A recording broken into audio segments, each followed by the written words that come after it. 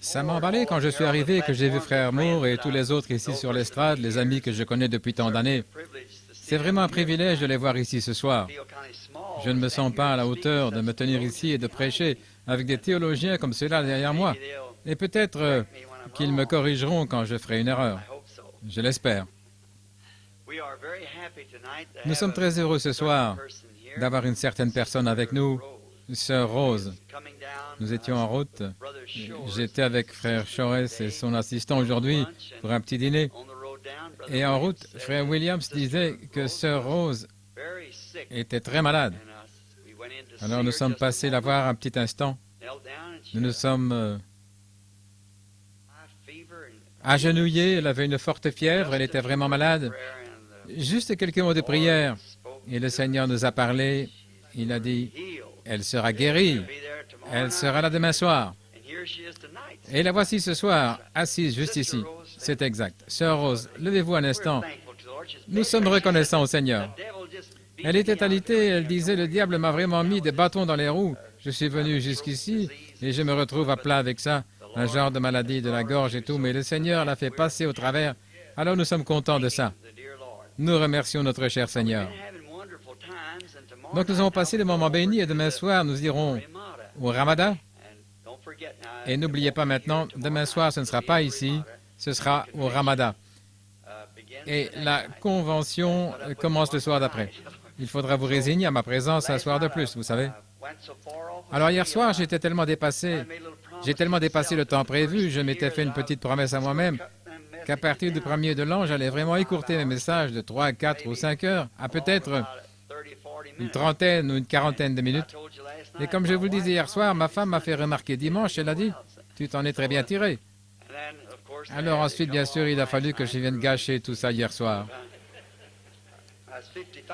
J'ai prêché 55 minutes hier soir au lieu de 30. Ce soir, en venant ici, Billy a dit, « Sur quoi vas-tu prêcher ?» J'ai dit, « Eh bien, j'ai quelques petites notes ici, et des passages de l'Écriture, je ne sais pas.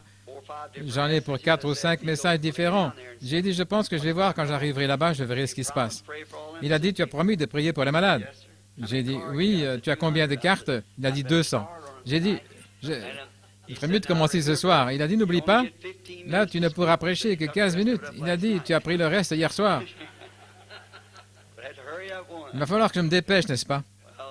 Eh bien, nous vous avons fait une promesse que nous allions prier pour les gens qui avaient une carte de prière. Et quand on fait une promesse, il faut la tenir, bien sûr. Nous ne pouvons pas tous les faire passer dans les lignes et je ne serai pas capable de les appeler un par un dans l'auditoire non plus. Même si le Saint-Esprit me donnait de le faire, je ne pourrais tout simplement pas tenir le coup, ça m'épuise vraiment trop. Mais nous sommes tous au courant de ces choses. Nous savons que Dieu est toujours Dieu. Ce n'est pas ça qui guérit, ça c'est seulement pour faire grandir notre foi, nous faire savoir que nous sommes dans sa présence. Et ce soir, nous allons prier pour tous les malades, tous ceux qui ont une carte de prière pour qu'on prie pour eux.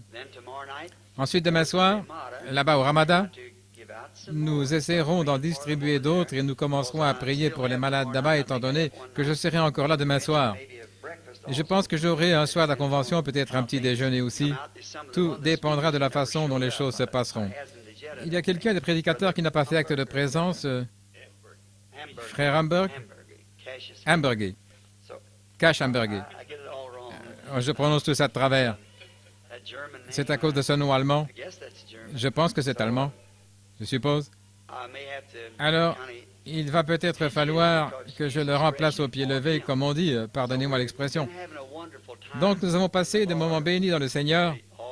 Vous tous, il y a des nouveaux venus ici ce soir. Nous sommes vraiment contents de vous avoir avec nous. Et nous mettons notre confiance dans le Seigneur qu'il vous bénira. Ma prière, c'est qu'il n'y ait pas une seule personne malade dans cette salle quand nous repartirons ce soir, que notre Seigneur descendra dans sa grande puissance et qu'il guérira tous les malades et les affligés. Dans le temps, je recevais les gens en entretiens spéciaux pour certains cas difficiles que nous n'arrivions pas à résoudre. Et le nombre a augmenté tellement vite que ça en est venu, avec le Seigneur qui bénissait constamment. Nous en avions 300 ou 400 qui attendaient. Et alors les gens étaient froissés parce qu'ils devaient attendre, peut-être avec le temps dont on disposait. il leur fallait attendre peut-être 1 an ou 2 pour qu'on arrive à les voir. Vous voyez, seulement entre les réunions, on les voit en entretien. Et nous restions simplement assis à attendre devant le Seigneur jusqu'à ce qu'il nous expose avec précision le cas. Sans doute qu'il y a des gens assis ici qui ont été vus dans ce genre d'entretien spécial. Est-ce qu'il y en a? Levez donc la main. Oui. Nous attendions simplement de voir ce que le Seigneur allait dire, ce qu'il en était du cas. Et puis j'ai été obligé d'arrêter il y a quelque temps. J'ai dit à Billy que nous ne pourrions plus faire d'entretien particulier. Voyez-vous, j'ai eu 25 ans dernièrement, pour la 2e fois, et j'avance au grand galop vers la 3e. Et alors, quand on prend de l'âge un petit peu, eh bien, pour une raison ou pour une autre, on n'arrive plus à suivre comme avant. On fait des plus petits pas, et bien sûr, frère Moore, il n'en est pas encore au courant de tout ça. Je pense que nous avons à peu près le même âge. Il en a coulé de l'eau sous les ponts depuis la première fois que vous et moi et frère Brown, nous sommes venus ici, et frère Outlaw et frère Garcia et frère Fuller. Je me demande si ces hommes-là sont ici ce soir. Frère Garcia, frère Fuller, frère Outlaw, est-ce qu'ils sont là? Levez la main si vous êtes là. Oui, voilà frère Fuller, je crois, si je ne me trompe pas, frère Outlaw juste ici, frère Garcia. Toutefois, je crois que lui, il n'est plus à Phoenix. Je pense que c'est exact, il n'est plus à Phoenix et il est en Californie. Eh bien, c'était certainement une époque glorieuse et je crois toujours le même message que celui que j'avais à cette époque-là. Jésus-Christ, le même hier, aujourd'hui et pour toujours. Ça doit faire à peu près... Eh bien, Becky était bébé, ça fait à peu près 19 ans. Et maintenant, elle est une grande fille, grasse et laide, assise quelque part dans l'auditoire. Elle a 19 ans. Où es-tu, Becky? Oh, qu'est-ce que je vais prendre pour ça? Je me souviens d'être arrivé en la portant dans mes bras. Franchement, j'aurais beaucoup de mal à faire ça ce soir. Je me souviens un soir à l'église de frère Garcia. Elle était toute petite et j'ai dit, nous avons une réunion internationale ce soir. Et j'ai dit, je m'adresse à des gens de langue espagnole. Et j'ai dit, mon épouse ici est d'origine allemande. J'ai dit, moi je suis d'origine irlandaise. Et j'ai dit, et ma petite fille, c'est une indienne. C'était Becky. Alors quand je suis sorti par la porte de derrière, il y avait une petite Mexicaine là. Elle a dit, frère Branham? J'ai dit, oui ma chérie, qu'est-ce que tu veux? Elle a dit, vous ne trouvez pas que votre petite est un peu trop pâle pour être une indienne? Elle est blonde, vous savez. Et j'ai dit, elle est seulement indienne dans ses actions. Eh bien, nous sommes reconnaissants d'être ici de nouveau ce soir. Maintenant, on va nous approcher de la parole. Approchons-nous de lui, car il est la parole. Quand la parole est manifestée, c'est lui en vous. C'est ce que nous disions hier soir dans la semence de discorde. Avez-vous apprécié la bénédiction du Seigneur? Moi, je me suis vraiment plu à vous apporter le message. Et nous voyons ce que sont les semences. Maintenant, y aurait-il une requête spéciale ce soir, quelque chose de spécial? Peut-être que certains d'entre vous qui vont venir dans la ligne de prière diraient, « Oh Dieu, sois miséricordieux. Quand je m'avancerai pour qu'on prie pour moi, que ma foi s'élève pour remplir les conditions. » Et peut-être que quelqu'un a un être cher qui est malade, quelque chose. Voulez-vous simplement lever la main pour que Dieu abaisse le regard pour dire, « Maintenant, si vous ne pouvez pas savoir ce que ça me fait de regarder ça. Regardez-moi donc ce qu'il y a comme besoin ici. Les frères dans le ministère, regardez-moi ça, voyez-vous. Maintenant, si ça me fait cet effet-là, qu'est-ce que ça fait à notre Père? Prions. Cher Jésus, nous nous approchons maintenant du grand trône de la miséricorde par ce nom tout suffisant, car il n'y a aucun autre nom qui a été donné parmi les hommes par lequel nous devions être sauvés que ce nom du Seigneur Jésus. Et nous venons en son nom. Aussi nous te prions, Père Céleste, de nous recevoir ce soir comme tes enfants qui croient. Pardonne notre incrédulité, Seigneur. Aide-nous ce soir pour que nous puissions croire entièrement chaque parole de Dieu ce soir pour toutes les choses dont nous avons besoin. Tu sais ce que cachent ces mains qui se sont levées. Il y a la maladie, il se peut que certains aient des problèmes familiaux, certains des problèmes financiers, que certains soient battus, il se peut que certains soient rétrogrades, que certains soient pécheurs. Quel que soit le besoin, tu es largement de taille à faire face à n'importe quel ennemi. Alors nous prions, Seigneur, que ce soir, nous reconnaissions que nos ennemis, tous nos ennemis ont été vaincus jusqu'à la mort elle-même. Et que nous sommes plus que vainqueurs en celui qui nous a aimés et qui s'est donné lui-même pour nous, qui nous a lavés dans son sang. Nous prions, Seigneur, que toute incrédulité, tout doute, toute frustration, tout ce qui n'est pas comme Dieu disparaisse rapidement de nous ce soir, pour que le Saint-Esprit puisse accomplir sa volonté dans nos cœurs. Puisse-t-il nous parler d'une manière mystérieuse? Puisse-t-il nous parler avec puissance? Puisse-t-il ressusciter ceux qui sont morts spirituellement? Redonner la santé à ceux qui sont malades et affligés. Fortifier les genoux affaiblis, les mains lassées, languissantes.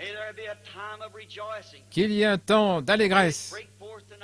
Que ce soit un début ce soir, Seigneur, que nous partions d'ici pour nous rendre à l'auberge Ramada et entreprendre une des plus grandes conventions qu'il y ait jamais eu dans cette ville. Seigneur, pendant que nous sommes rassemblés, que nous prions, tu as dit, si le peuple qui est appelé de mon nom se rassemble et qu'il prie, alors je l'exaucerai des cieux. Oh Dieu, nous prions qu'il en soit ainsi ce soir. Maintenant, Père, alors que nous lirons la parole, il n'y a que toi qui puisses l'interpréter. Tu es ton propre interprète. Aussi nous te prions d'interpréter pour nous les choses que nous lirons ce soir, car nous le demandons au nom de Jésus. Amen. Maintenant, beaucoup d'entre vous, si vous aimez noter les versets de l'Écriture que lit le prédicateur, et j'aimerais, ce soir, si vous le voulez bien, vous faire prendre les Éphésiens. Dimanche passé, je parlais des Éphésiens. Comment le livre de Josué, c'était l'Éphésien de l'Ancien Testament, et que c'était un livre de rédemption. Et la rédemption comprend deux parties distinctes, sortir de et entrer dans. D'abord, vous devez sortir. Certaines personnes veulent faire entrer le monde avec eux, mais vous devez sortir du monde pour entrer en Christ. Vous devez sortir de l'incrédulité pour entrer dans la foi. Il ne doit rien y avoir qui vous bloque le passage. Pour vraiment avoir une foi authentique, vous devez absolument abandonner tout ce qui est contraire à la parole de Dieu pour entrer dans la foi. C'était le livre des Éphésiens de l'Ancien Testament, Josué. Alors que Moïse représentait la loi, qui ne pouvait sauver personne, mais la grâce le pouvait, et Josué, là, c'est le même mot que pour Jésus, Jéhovah Sauveur. Et donc nous voyons que nous en sommes arrivés maintenant à un autre Éphésien, un autre Éphèse. Alors que nos dénominations intellectuelles et tout, et nos programmes pédagogiques, que toutes ces choses sont arrivées à leur Jourdain, alors nous devons avoir de nouveau un Éphésien, nous devons avoir un Exode pour sortir et entrer dans pour l'enlèvement. Maintenant, ce soir, nous allons lire dans le chapitre 2 d'Éphésiens. Je disais seulement ça pour vous permettre de trouver le passage ou de prendre le chapitre. Vous avez été vivifiés, vous qui étiez morts par vos offenses et votre péché, dans lesquels vous marchiez autrefois selon le train de ce monde, selon le prince de la puissance de l'air, de l'esprit qui agit maintenant dans les fils de la désobéissance. Nous tous aussi, nous étions de leur nombre, et nous vivions autrefois selon les convoitises de la chair, accomplissant la volonté de la chair et de nos pensées, et nous étions par nature des enfants de colère comme les autres. Mais Dieu, qui est riche en miséricorde, à cause du grand amour dont il nous a aimés, nous qui étions morts par notre péché, il nous a vivifiés avec lui, il nous a vivifiés avec Christ. C'est par grâce que vous êtes sauvés. Je voudrais tirer de là une partie du verset, mais Dieu, le Dieu qui est riche en miséricorde. Je voudrais vous faire remarquer ici le prophète, ou plutôt l'apôtre Paul, qui, ce qu'il dit là, Il vous a vivifié, vous qui étiez autrefois morts. Il vous a rendu à la vie, vivifié, vous qui étiez morts, morts par votre péché, votre transgression, marchant selon le train de ce monde, le désir de la chair et accomplissant le désir de nos pensées. Qu'est-ce qui a causé ce changement? Qu'est-ce qui a causé cela? Qu'à un moment donné, nous étions morts pour être ensuite vivifiés. Vivifiés, ça veut dire rendu à la vie. Il y a eu un changement de la mort à la vie. Il n'y a rien qui puisse arriver à une personne qui soit plus glorieux que de passer de la mort à la vie. Un homme, s'il était mourant physiquement et qu'il soit guéri physiquement, ce serait quelque chose de glorieux. Mais il ne peut rien lui arriver de plus glorieux que d'avoir été mort spirituellement et que Dieu l'ait rendu à la vie, l'ait vivifié. Vous étiez à un moment donné autrefois mort. Vous étiez mort. Et même bien des gens ici ce soir, à un moment donné, vous pouvez regarder en arrière et reconnaître que vous étiez mort. Mais maintenant, comment se fait-il que vous ne soyez pas mort ce soir, comme vous l'étiez à ce moment-là? C'est dans cet état-là que vous méritez d'être parce que vous étiez un pécheur. Mais Dieu, qui est riche en miséricorde, c'est là la chose. Dieu, qui était riche, tout ce que nous étions là, mais Dieu, voilà précisément ce qui a opéré le changement. Dieu, qui est riche en miséricorde. Oh, je suis si content de ça. Qu'il soit riche en miséricorde. S'il était seulement riche en argent, s'il était seulement riche en biens matériels, et il l'est effectivement, mais malgré tout, ce qu'il y a de plus glorieux, c'est qu'il soit riche en miséricorde. Et quelle parole remarquable que celle-là. Nous étions autrefois morts. L'autre soir, nous parlions de ce que la semence doit mourir. Et tout ce qui entoure ce germe de vie doit non seulement mourir, mais pourrir. Si ça ne pourrit pas, il ne pourra pas y avoir de vie. Et pourri, c'est complètement disparu. C'est terminé. Et c'est seulement quand nous en serons arrivés au point où nos propres idées et nos propres pensées ne seront plus là du tout, qu'elles seront tombées en pourriture, que le germe de vie pourra commencer à vivre. Maintenant, je vais peut-être introduire juste un peu de doctrine ici. Si vous n'y croyez pas, d'accord, ok, ça ne fait rien. Moi, j'y crois. Je crois que l'homme, quand il naît dans ce monde, quand vous êtes un petit bébé, né dans ce monde, que vous n'auriez pas pu être ici sans la préscience de Dieu, parce qu'il est infini et qu'il sait toutes choses. Et quand ce petit bébé naît dans ce monde, il y a quelque chose dans ce bébé-là. Si un jour il doit avoir la vie, il y a un petit quelque chose à l'intérieur de lui, de cet enfant à ce moment-là, et dont il finit par prendre conscience, tôt ou tard. Cette petite semence est à l'intérieur de lui. Maintenant, si vous prenez, les Écritures le déclarent en termes clairs. Or, si vous avez la vie éternelle ce soir, si nous avons la vie éternelle, alors nous avons toujours existé, parce qu'il n'y a qu'une forme de vie éternelle. Nous avons toujours existé. Et ce qui fait que nous existions, c'est parce que nous sommes une partie de Dieu. Et il n'y a que Dieu qui soit éternel. C'est comme Melchisédek, qui a reçu la dîme de la main d'Abraham, et cela a été compté à son arrière-petit-fils Lévi, qui était encore dans les reins d'Abraham. Il a payé la dîme, car il était encore dans les reins d'Abraham quand celui-ci a rencontré Melchisédek. J'ai l'intention de parler de ça là-bas dans l'autre salle un matin. Qui est ce Melchisédek? Maintenant, remarquez. Bien longtemps avant, Dieu savait que ce garçon allait venir. Il savait toutes choses. Nous sommes une partie de Dieu. Vous avez toujours existé. Vous ne vous souvenez pas parce que vous étiez seulement un attribut en Dieu. Vous étiez seulement dans ses pensées, votre nom même. S'il n'a jamais été dans le livre de vie, il a été mis là avant la fondation du monde. Il savait ce que vous étiez. Je dis ceci dans le seul but, non pas de vous embrouiller dans votre doctrine, mais de redresser la chose pour que nous puissions nous débarrasser de cette crainte et de cette peur. Vous ne savez pas qui vous êtes. Vous n'allez pas devenir, mais vous êtes maintenant les fils de Dieu. Alléluia. Voyez-vous, vous avez toujours été les fils de Dieu. En effet, quand Dieu vous avait dans ses pensées au commencement, forcément que vous, qu'une partie de vous, votre vie qui est en vous maintenant, qu'elle devait être avec Dieu, eh bien, avant même qu'il prenne une forme physique sur la terre, avant qu'il y ait quoi que ce soit, sauf Dieu, vous étiez un de ses attributs. Il savait quel serait votre nom, il savait de quelle couleur seraient vos cheveux, il savait tout à votre sujet.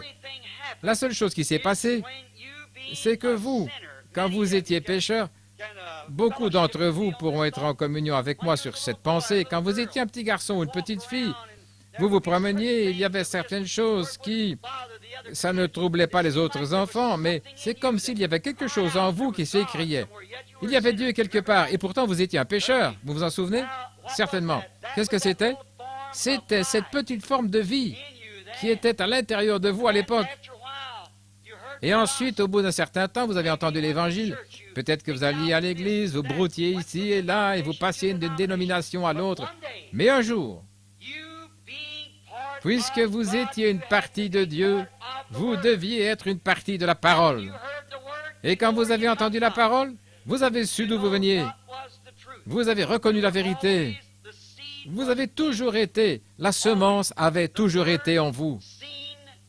La parole a vu, la parole qui était en vous, qui existait avant la fondation du monde, a vu la parole et vous êtes venu à elle.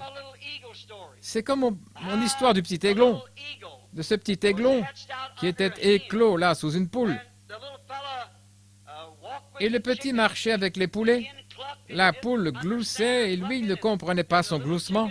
Et les petits poulets, les aliments dont ils se nourrissaient dans la basse-cour, ils ne comprenaient pas ça. Comment ils arrivaient à faire ça? Mais il y avait quelque chose en lui qui était différent, semble-t-il, de ce poulet. C'est parce que dès le départ, il était un aigle. C'est exact. Un jour, sa maman est allée à sa recherche et quand il a entendu ce cri de l'aigle, c'était différent du gloussement de la poule. C'est la même chose pour chaque croyant né de nouveau. Vous aurez beau entendre toute la théologie que vous voudrez, toute la discorde faite de main d'homme, mais quand la parole flash là-bas, alors il y a quelque chose qui s'empare de vous. Vous venez à elle. Vous qui étiez autrefois mort par votre péché, cette vie-là, il vous a vivifié. Il faut d'abord qu'il y ait une vie à vivifier. Dieu, par sa préscience, il savait toutes choses. Et nous étions prédestinés à être des fils et des filles de Dieu. Vous qui étiez autrefois morts par votre péché et par vos offenses, dans lesquelles nous nous trouvions tous autrefois, mais il nous a vivifiés. Regardez Paul. Alors que Paul était un grand théologien, mais quand il s'est retrouvé face à face avec la parole, Jésus, cela l'a vivifié. Il est venu à la vie très vite, parce qu'il était ordonné à être cela. Il était une partie de la parole. Et quand la parole a vu la parole, c'était sa nature. Tout ce gloussement des poules dans les églises orthodoxes n'a eu aucun effet sur lui. Il avait vu la parole. C'était une partie de lui. Il était un aigle. Il n'était pas un poulet. Il était seulement dans la basse-cour avec eux. Mais il était un aigle dès le départ. J'ai entendu une autre petite histoire semblable à celle-là. J'espère que ça n'a pas l'air sacrilège au sujet d'un petit canard qui était né sous une poule une fois. Il ne comprenait pas. Il avait l'air bizarre, le petit, un drôle d'oiseau. Il ne comprenait pas la poussière et tout. Il jouait dans la basse-cour. Mais un jour, la poule a laissé sortir sa couvée derrière la grange et il a flairé l'eau. Eh bien, il a foncé vers l'eau à toute vitesse. Pourquoi? Il n'avait encore jamais été sur un étang, il n'avait jamais été dans l'eau. Mais il était un canard dès le départ. Tout ce qu'il lui fallait faire, c'est de revenir à lui-même. C'est la même chose pour le croyant. Il y a quelque chose en lui. Quand il se retrouve face à face avec Dieu, il vient à lui-même. Cette semence est en lui et elle est vivifiée. Oh, c'est vrai. Alors il s'envole loin des choses du monde. Elles sont mortes pour lui. Oh, je me rappelle, nous avons tous eu une vie autrefois dans ces choses du monde.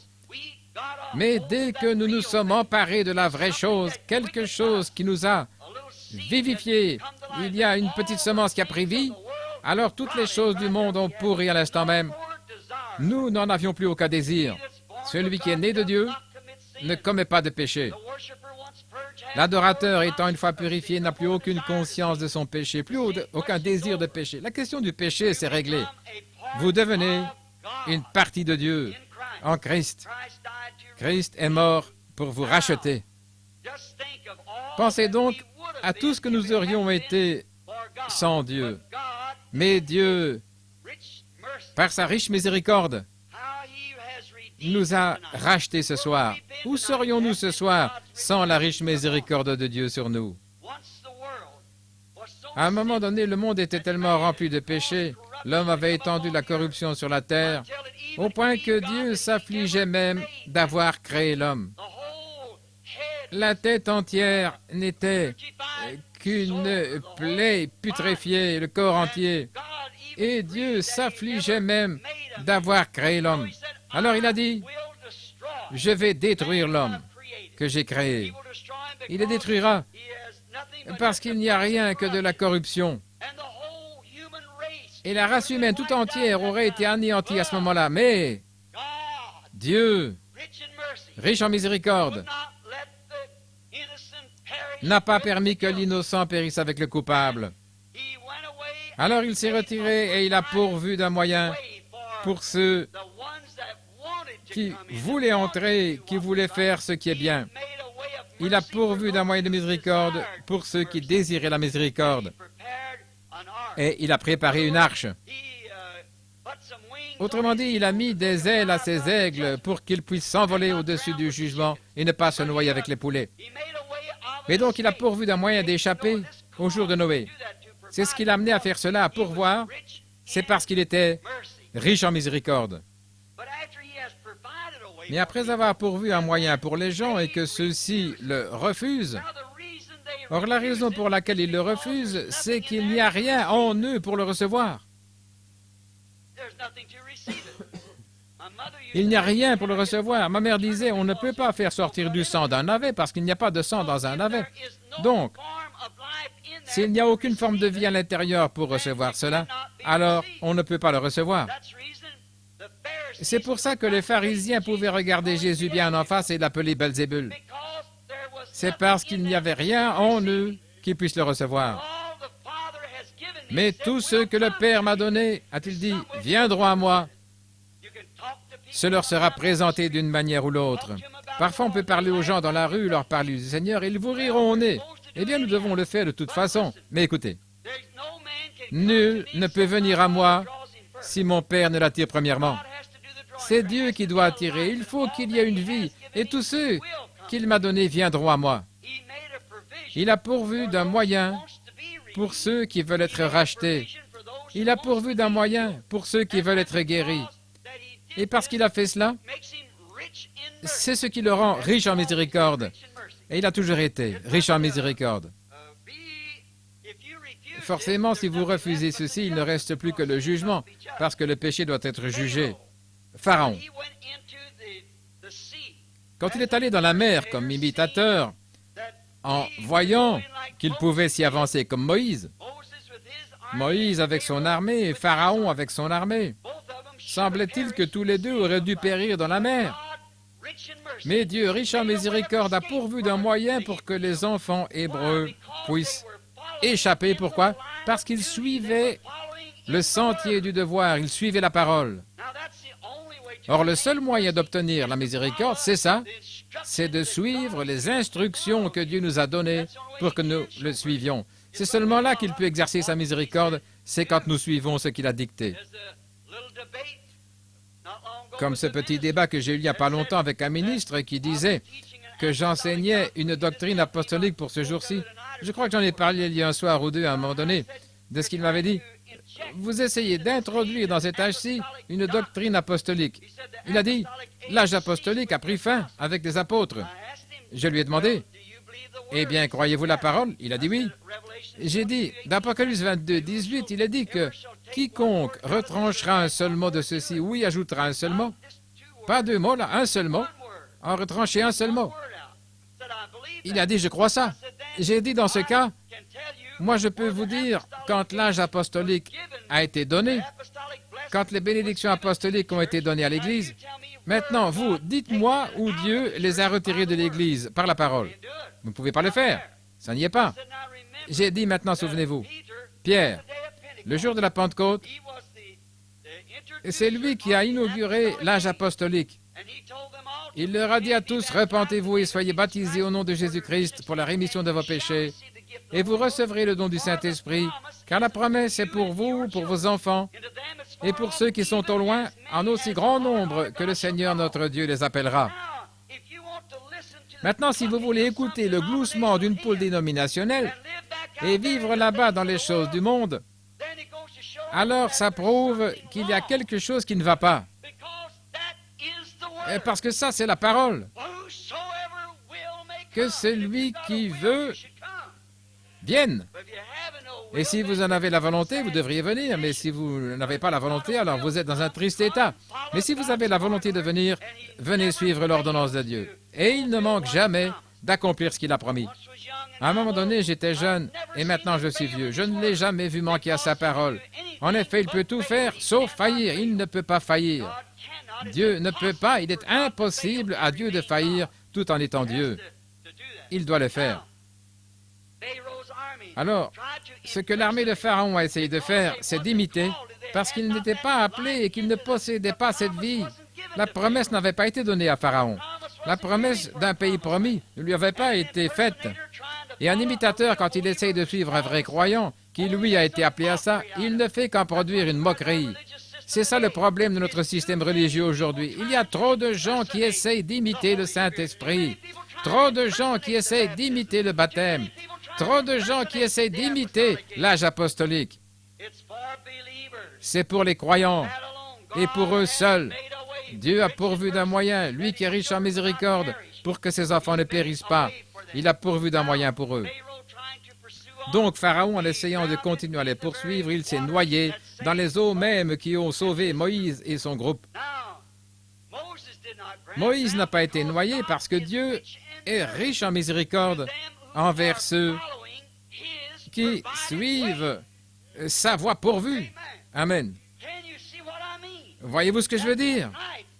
Ce soir, ces gens qui ne croient pas à la guérison divine, ces gens qui ne croient pas au baptême du Saint-Esprit, comment peuvent-ils recevoir quoi que ce soit? Dieu est riche en miséricorde envers ceux qui le suivront, lui. Pas un credo, mais Dieu. Dieu est la parole. Elle a été faite chair et habitée parmi nous pour qu'il puisse manifester les autres attributs de Dieu. Le corps, Jésus, c'était le corps de Dieu, un attribut. Moïse l'a vu passer, il l'a vu de dos. Aucun homme n'avait vu sa face. Mais maintenant, nous l'avons vu. Nous l'avons contemplé. Nous le voyons, lui, le sacrifice. Il était un attribut de Dieu, manifesté, la parole, c'est ce qu'il était.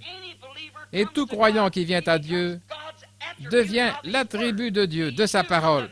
Il est utilisé pour manifester la parole qui est promise pour son jour. C'est exact. Dieu, riche en miséricorde, n'a jamais permis que nous soyons sans témoignage. Il est riche en miséricorde. Maintenant, nous voyons que Dieu a été très miséricordieux envers Moïse, là, dans la mer morte, ou plutôt dans la mer Rouge. Là. Ensuite, il a dit, dans Exode 19:4, il a dit, « Je vous ai porté sur des ailes d'aigle. Je vous ai amené vers moi. Porté sur des ailes d'aigle. Je vous ai amené vers moi. » Il y avait aussi d'autres hommes au milieu de la mer là-bas qui essayaient d'imiter. Mais qu'en est-il? Il les a portés sur des ailes d'aigle. Or, Dieu compare toujours ses prophètes à des aigles. Et qu'est-ce que c'était? Moïse était son messager. Il suivait Moïse et c'était ça, les ailes d'aigle qui les portaient, parce qu'il avait le message de Dieu avec lui. Et c'est ce que les gens suivaient. En suivant Moïse, avec son message de délivrance, c'est Dieu qu'ils suivaient. Et la Bible dit, « Ils ne périrent pas avec ceux qui n'ont pas cru. » En effet, Dieu a été riche en miséricorde envers eux, parce qu'ils suivaient ses commandements. Dieu veut que nous suivions ses commandements. Nous pourrions dire la même chose de Corée et de Dathan et de leur bande d'incrédules qui ont essayé d'imiter. Ils ont essayé d'infliger quelque chose au programme de Dieu. Ils n'aimaient pas l'idée d'un programme d'un seul homme. Ils n'aimaient pas ça. Il leur fallait avoir quelque chose à y faire. Corée a dit, voyons, il y a d'autres hommes que toi qui sont saints. Moïse, tu agis comme s'il n'y avait que toi sur la terre. Et il a dit, tu ne devrais pas faire ça, il y a d'autres hommes ici. Moïse savait que c'était à lui de conduire les enfants jusque dans le pays promis, parce que la promesse lui avait été faite à lui. Il devait les conduire au pays promis. Et aujourd'hui, le Saint-Esprit est ici pour confirmer la parole de Dieu. Et c'est ça, l'aile d'aigle qui doit nous porter. Pas une théologie faite par l'homme, mais nous devons chevaucher les ailes de l'aigle vers le pays promis. Et là, ils allaient faire venir une bande de poulets. C'est ce que Corée pensait, vous savez, pour qu'ils se présentent là et qu'ils imitent l'aigle. Et à ce moment-là, Dieu a dit, sépare-toi d'eux. Et il a englouti le monde. Il aurait englouti toute la chose, toute la création. Mais Dieu a été riche en miséricorde envers ceux qui essayent de suivre sa parole. Toujours. Dieu est riche en miséricorde. Beaucoup d'entre eux se sont rangés du côté de Moïse. Et Dieu a ouvert la terre et a englouti l'incroyant. L'incroyant périra toujours. Ceux qui n'ont pas cru, bien qu'ils soient sortis et marché pendant un bout de temps, mais Jésus a dit, ils sont tous morts. Morts, c'est l'anéantissement, ils sont morts. Pensez un peu à ces gens-là. Ils étaient sortis, ils avaient vu les miracles de Dieu, ils avaient vu la main puissante de Dieu, ils avaient savouré la manne, et ils sont allés écouter un homme nommé Balaam, qui a perverti le moyen pourvu par Dieu par son enseignement, qui était contraire à la parole. Nous sommes tous frères, alors rassemblons-nous tous. C'est un autre système à la Balaam qui est en train de se monter aujourd'hui. Rassemblons-nous tous. Ça ne fonctionnera pas. Marchons avec l'aigle. L'aigle Jéhovah, vous êtes des aiglons. De tout le groupe, seulement 3 ont été sauvés. Moïse, Caleb et Josué. Tous les autres ont péri dans le désert. Jésus l'a dit dans Saint Jean chapitre 6. Dieu, dans sa miséricorde, n'a pas permis qu'ils périssent avec les autres, les incroyants. Ils ont tous péri dans le désert et ils sont morts. Dieu a sauvé Moïse et les croyants, les aigles, parce qu'ils avaient égard à sa parole. Et aujourd'hui, mon ami, le seul moyen pour nous de trouver grâce devant Dieu, Dieu est riche en miséricorde aujourd'hui, mais nous devons respecter ce qu'il en a dit. Vous ne pouvez vraiment pas prendre ce que quelqu'un d'autre a dit, vous devez prendre ce que Dieu a dit. Il a dit que toute parole d'homme soit un mensonge et que la mienne soit vraie. Aujourd'hui, on nous dit tout ce que vous avez à faire, c'est adhérer à l'Église, avoir un credo, quelque chose comme ça, ou réciter une prière, mettre votre nom dans le livre, être aspergé ou baptisé d'une certaine manière, ou quelque chose comme ça. C'est tout ce que vous avez à faire. Mais c'est faux. Pour être un aigle de Dieu, vous devez suivre la parole jour après jour. Vous devez vous nourrir de la parole continuellement. Or voilà que nous les retrouvons après ça de nouveau en train de murmurer. La foi affaiblie après que Dieu leur avait fait miséricorde. Nous les retrouvons en train de murmurer contre Dieu. Et alors ils se mouraient de morsures de serpent. Eh bien, ils l'avaient mérité. Certainement, toute personne qui se méprendrait sur la parole de Dieu et qui ferait ces choses qu'ils ont faites, ils méritaient la mort. Ils méritaient tous de mourir dans le désert. Mais quand ils ont été tellement malades que ni le docteur Moïse lui-même, ni personne ne pouvait rien y faire, et qu'ils mouraient par milliers, mais Dieu, riche en miséricorde, il a pourvu d'un moyen d'échapper pour ceux qui croiraient. Il a fait un antidote en élevant un serpent d'airain. Dieu, dans sa riche, Dieu a pourvu d'un moyen d'échapper pour que ces enfants qui croient puissent être guéris. Dieu s'intéresse à tout ce qui ne va pas, à tout ce que vous envisagez. Quelle que soit votre condition, Dieu s'intéresse à vous. Vous êtes son enfant. Et il est riche en miséricorde. Il veut vous aider. Après, les gens ont péché en prenant la chose même que Dieu leur avait donnée pour qu'elle leur serve d'expiation, le serpent d'airain, qui représentait le péché déjà jugé. Et ils ont idolâtré ce don-là. Et ça, c'était encore un péché. Dieu ne partagera sa gloire avec personne. Par conséquent, nous ne pouvons pas avoir 2, 3 ou 4 dieux. Il n'y a qu'un seul Dieu. Il ne partagera sa gloire avec rien d'autre. Il est le seul Dieu. Et les païens, eux, ils ont de nombreux dieux. Nous avons le seul Dieu. Et il ne partagera pas sa gloire avec un autre, pas plus qu'il ne permettra que quoi que ce soit devienne une idole devant lui. Bien qu'il ait pourvu d'une expiation pour le peuple, et que c'était la parole de Dieu, c'était juste.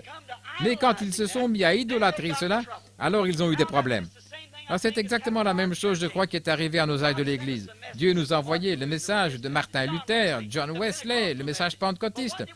Mais qu'est-ce que nous avons fait? Exactement la même chose qu'avec ce serpent d'airain. Nous l'avons idolâtré. Je fais partie de ceci, je fais partie de cela. Voyez-vous, vous faites partie de quelque chose sans avoir la sincérité qui se rattache à une adoration sainte et vraie de la parole. Qu'est-ce qui s'est passé? La Bible, il nous est dit dans la Bible que le prophète a pris cette idole et qu'il l'a détruite. Alléluia!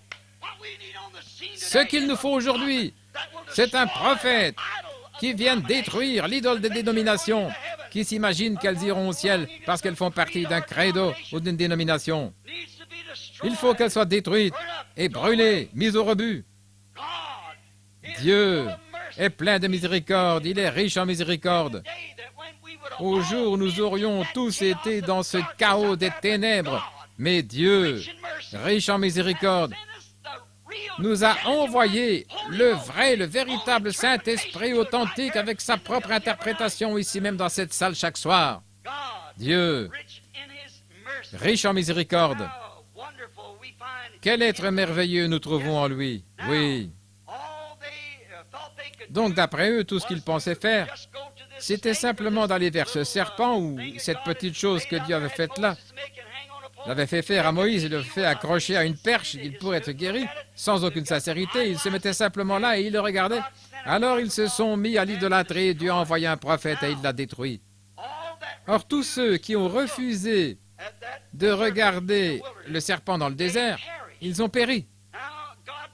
Maintenant Dieu pourvoit d'un moyen, mais si vous refusez de le regarder, si vous restez de l'autre côté de la rue, si vous vous accrochez à un credo et que vous refusez de regarder directement dans la parole pour voir si oui ou non c'est juste, tous ceux qui ont refusé de regarder, ils ont péri. Et Dieu est un Dieu qui ne change jamais. Tous ceux qui ont refusé de regarder ont péri. C'est pareil aujourd'hui, la même chose. Donc après, les gens ont péché et comme ils l'ont toujours fait, ils en ont fait leur idole en essayant de recevoir la guérison sans sincérité. Et ils faisaient partie de quelque chose, et comme nous le faisons aujourd'hui. Et maintenant, nous voyons la différence. C'était une expiation valable, un signe valable pour cette époque-là. À ce moment-là, c'était très bien. Mais ce ne devait être que pour cette époque-là, pour ce voyage-là. Ça ne fonctionnerait que pour ce voyage-là. Et le message que Martin Luther a apporté, celui de la justification, c'était très bien pour l'âge de Luther, il est allé jusque-là, pas plus loin. Celui de la sanctification, c'était bien dans l'âge de Wesley, il est allé jusque-là, pas plus loin. Ensuite, nous sommes entrés dans l'âge pentecôtiste. Et la restauration des dons, c'est quelque chose de très bien. C'était bien dans cet âge-là. Mais maintenant, nous allons plus loin que ça. Nous avons dépassé cela, aussi sûr qu'il y a un monde. Nous devons être plus que cela. En effet, nous avons fait la même chose qu'eux avaient fait à l'époque. Nous en avons fait une idole. Je fais partie de ce groupe-ci, je fais partie de ce groupe-là.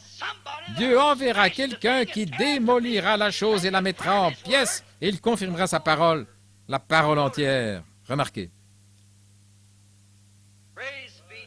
Gloire à Dieu.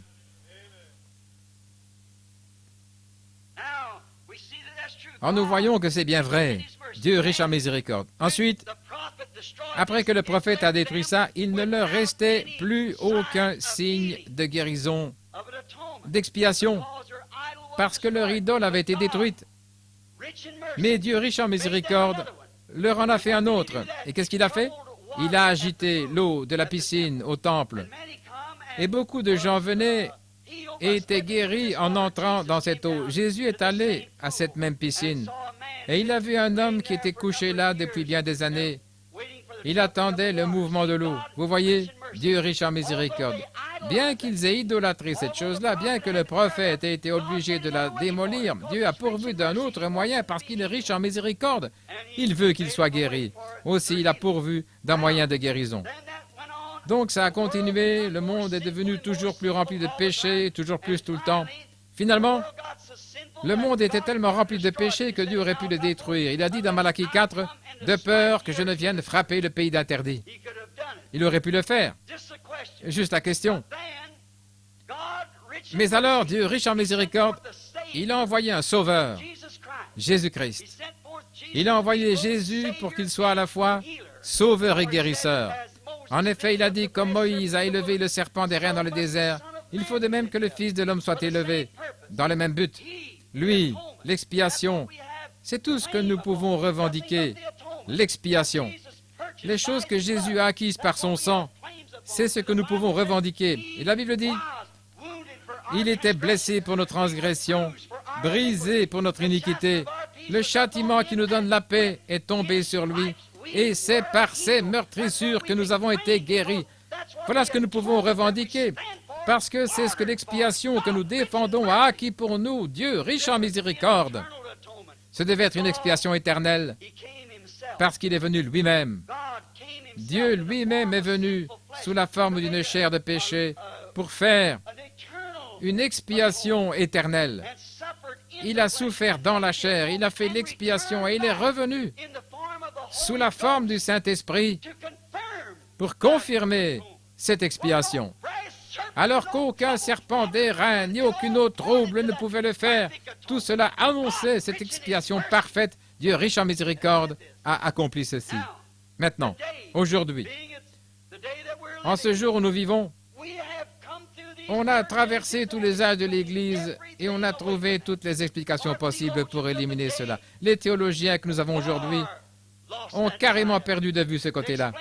Ils trouvent toutes les explications possibles pour confiner cela à un autre jour, à un autre âge, autre chose, il y a très longtemps. Et la guérison divine, c'était pratiquement une affaire du passé. On ne trouvait pour ainsi dire plus personne qui y croyait, on en riait. Pas plus tard qu'il y a une vingtaine d'années, on en riait. Les pentecôtistes en étaient pratiquement complètement éloignés. Dans les premiers jours, au début, ils l'avaient, mais ils s'en sont éloignés. Regardez ce qu'ils ont fait. Voilà qu'ils étaient embarqués dans leur dénomination. Ils s'étaient dépêchés de se faire un credo. Au lieu d'accepter la lumière, à mesure que la lumière entrait, ils s'étaient organisés et s'étaient forgés des credos, avec chacun qui arrive avec sa doctrine et qui se tient à cette doctrine-là. Et alors ils étaient tellement absorbés là-dedans que le Saint-Esprit ne pouvait pas entrer dans l'Église. Tout cela est tout simplement devenu une autre idole, comme un serpent d'airain. La chose s'est transformée en idolâtrie. Chacun disait, je fais partie de ceci, je fais partie de cela. C'était de l'idolâtrie. Nous étions dans un beau gâchis au temps de la fin. Mais Dieu, riche en miséricorde, a renvoyé le Saint-Esprit sur nous. Et il confirme sa parole ce soir, comme il avait promis de le faire. Dieu avait promis qu'il ferait ces choses. Regardez ce qu'il a fait. Regardez ce qu'il a fait.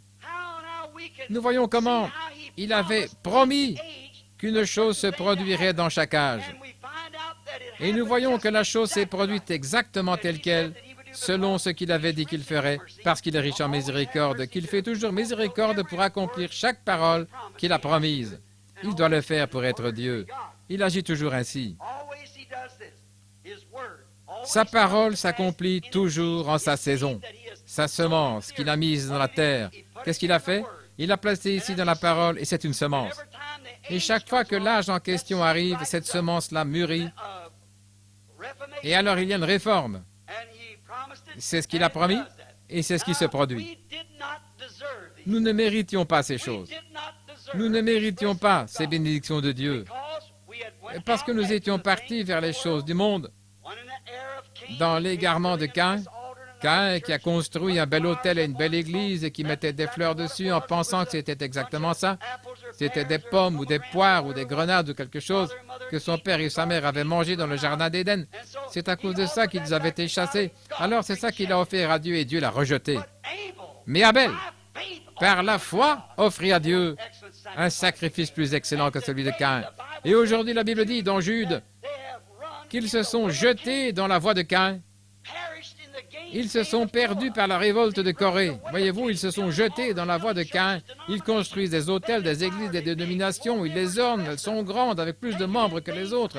Ils font entrer toutes sortes de choses, tout ce qui arrive, qui a sauté en l'air, ou qui a donné une poignée de main, baptisé d'une certaine manière, ou qui a parlé en langue, ou qui a parcouru toute la salle et mettre le nom dans le livre. C'est vrai. Et ensuite, ils attaquent la vérité vraie qui est prêchée et ils la nient. Comment est-ce possible? Remarquez, dans quel gâchis nous étions. Et la Bible dit, ils ont suivi la voie de Balaam et ils se sont perdus par la révolte de Corée. Ils ont péri par la révolte. La révolte de Corée, qu'est-ce que c'était? Mais t'imagines-tu que tu es le seul homme qui soit saint? Nous sommes tous saints, toute l'Église est comme ça, toutes. Nous devrions tous nous rassembler, c'est ça que nous devrions faire. C'est là qu'ils ont péri en faisant ça. Et nous le méritions vraiment. Nous méritions d'être dans cet état-là. Mais Dieu, riche en miséricorde, nous a retirés de ce chaos et nous a ouvert les yeux avant que la chose arrive. Riche en miséricorde. Il nous a envoyé un réveil de guérison divine et une nouvelle venue de la puissance de Dieu. D'après l'histoire, aucun réveil n'a jamais duré plus de 3 ans. Ce réveil-ci s'est poursuivi pendant 15 ans. C'est un feu qui a brûlé encore et encore partout dans le monde. Pourquoi? Parce que nous le méritions. Dieu riche en miséricorde. Ce n'est pas parce que nous le désirions, ou plutôt, pas parce que nous le méritions. Pensez un peu à ce qui a été accompli. Je pense à l'une de vos sœurs de Phoenix ici, que beaucoup d'entre vous connaissent, Madame Hattie Waldrop. Elle avait un cancer du cœur. Elle était dans la ligne de prière ici, quand Frère Moore et moi sommes venus la première fois, il y a peut-être 15 ou 18 ans de ça. Elle se mourait d'un cancer du cœur, et il y a déjà longtemps qu'elle aurait dû être morte, mais Dieu, riche en miséricorde, a fait descendre sa puissance sur elle. Il lui a sauvé la vie et elle est vivante aujourd'hui. Dieu riche en miséricorde. Le sénateur Upshaw, un grand homme. Je pense qu'il a été président ou quelque chose de la Southern Baptist Convention à un moment donné, ou vice-président ou quelque chose comme ça. Il avait fait tout. C'était un brave homme. Il avait fait tout ce qu'il pouvait. Il avait consulté tous les médecins. Personne ne pouvait l'aider. Il était forcé de rester dans cet état-là. Des prédicateurs avaient prié pour lui. On lui avait bien versé un gallon d'huile sur la tête avec tous ces prédicateurs de partout qu'il avait loin. Un soir, à Los Angeles, en Californie, en m'avançant vers la chaire, je regardais. Il y avait une série de fauteuils roulants, peut-être 2 ou 3 fois ce qu'il y a ici, le long des allées, là, jusqu'au fond. Et là-bas, il y avait un brancard avec une petite fille de couleur dessus, une petite fille noire. Et sa mère était assise près d'elle. Mon frère était en train de former la ligne de prière. Je regardais. Et je ne savais pas ce qui se passait. J'ai vu un médecin qui portait des lunettes à monture d'écaille. Il est en train d'opérer une petite fille noire pour une affection de la gorge. Et elle a été frappée de paralysie. J'ai regardé autour de moi, je me suis dit, où est cet enfant? Je ne la voyais pas. Et au bout d'un moment, tout au fond, sans espoir, une charmante petite fille d'environ 7 ou 8 ans, condamnée à être paralysée jusqu'à la fin de sa vie. Et sa mère était là, à genoux, en train de prier. Alors j'ai dit, ce médecin a opéré votre petite fille, et je l'ai décrit. Elle a dit, c'est vrai, monsieur. Alors elle a essayé d'amener la petite jusqu'à l'estrade. Ils lui ont dit de ne pas le faire, ils ont essayé de la calmer. À peu près au moment où ils ont réussi à la calmer, je me suis dit, eh bien, nous aurons l'occasion de prier pour elle. Au bout de quelques minutes, il se peut qu'il y ait des gens ici qui étaient là ce soir-là. Et je parcourais l'auditoire des yeux, et j'ai vu cette petite fille qui marchait sur une espèce de petite route étroite. Elle avait une poupée dans ses bras, elle berçait la poupée. Peu importe combien le médecin avait dit qu'elle serait paralysée jusqu'à la fin de sa vie, Dieu, riche en miséricorde, a fait descendre le Saint-Esprit par une vision. Et cette petite fille s'est levée de là, et elle et sa mère, en se tenant par la main, elles ont descendu l'allée en louant Dieu. Il y avait un homme âgé qui était assis tout au fond, le sénateur Upshaw. Beaucoup d'entre vous connaissent son témoignage. Il avait été un brave homme, il avait essayé toute sa vie. Il avait 66 ans, qu'il était infirme dans un fauteuil roulant. On devait le pousser jusqu'à son lit, des béquilles sous les bras dont il se servait pour marcher, condamné à ne plus jamais marcher. Et il était là à observer cela. Tout à coup, J'ai regardé au loin, j'ai eu une vision. Le voici qui venait, il marchait au-dessus de l'auditoire. La tête inclinée, il marchait aussi bien que n'importe qui. Je ne savais pas de quel homme il s'agissait. J'ai dit, il y a un homme important assis au fond. Quand il était un petit garçon, il est tombé de la charrette sur un support à foin. Il s'est blessé au dos. On a percé des trous là dans le plancher pour éviter que la vibration, quand les gens marchaient, donne des coups à son dos. Et j'ai dit, il devient un homme important et il devient de plus en plus important. Il est assis dans un grand cercle à la Maison-Blanche. Alors un homme est venu me dire, il a dit, c'est le sénateur Upshaw, avez-vous déjà entendu parler de lui? J'ai dit, je ne connais pas. Et là, il a envoyé un petit micro au baladeur là-bas et on a échangé une conversation. Alors je me suis mis à regarder autour et j'ai vu le vieux sénateur qui venait. Il marchait vers moi dans une vision de façon tout à fait parfaite et normale. Dieu, riche en miséricorde, l'a retiré de ce fauteuil roulant et il a marché sans béquille jusqu'au jour de sa mort. Dieu, riche en miséricorde, alors que les médecins avaient échoué, alors que la science avait échoué, alors que tout le reste avait échoué, Dieu a été riche en miséricorde envers le sénateur Upshaw. Je pense à moi-même. Quand j'étais un petit garçon, je me souviens, aujourd'hui les gens me traitent de misogyne. La raison de ça, c'est parce que j'ai vu tant d'immoralité chez les femmes quand j'étais gamin. Je les détestais. Je ne les déteste plus maintenant, parce que je sais qu'il y en a de bonnes. Mais je me souviens, c'était si mal, tant d'immoralité. Et je me disais, oh, jamais je n'irai parmi les gens. Je n'ai pas d'instruction, alors je ne m'instruirai pas. Un petit gamin assis là, pas même une chemise sur le dos avec mon manteau attaché en haut comme ceci avec une épingle de sûreté. Et il faisait très chaud. L'institutrice disait, « William, tu n'as pas chaud avec ton manteau ?» Je disais, « Non, madame, j'ai plutôt froid. » Et elle me faisait aller près du poêle. Et elle mettait du bois dans le poêle et j'étais presque en train de griller. Je n'avais pas de chemise pendant toutes ces saisons-là. Et je me disais, si un jour j'avais assez d'argent à un moment donné, que je puisse m'acheter une carabine 30-30, je serais venu m'installer ici dans l'Ouest pour vivre ici et chasser jusqu'à la fin de ma vie. Je ne voulais rien avoir à faire avec les gens. Je voulais simplement me tenir loin parce qu'ils ne m'aimaient pas et j'allais simplement me tenir loin. Et puis chaque fois que j'allais en ville pour parler à quelqu'un et que je voyais des gars que je connaissais dans la rue, je disais « Salut John, Jim, comment ça va? »« Oh, bonjour. » Vous voyez, ils ne voulaient pas me parler. Ils ne voulaient rien avoir à faire avec moi à cause de mon papa et des autres qui fabriquaient du whisky.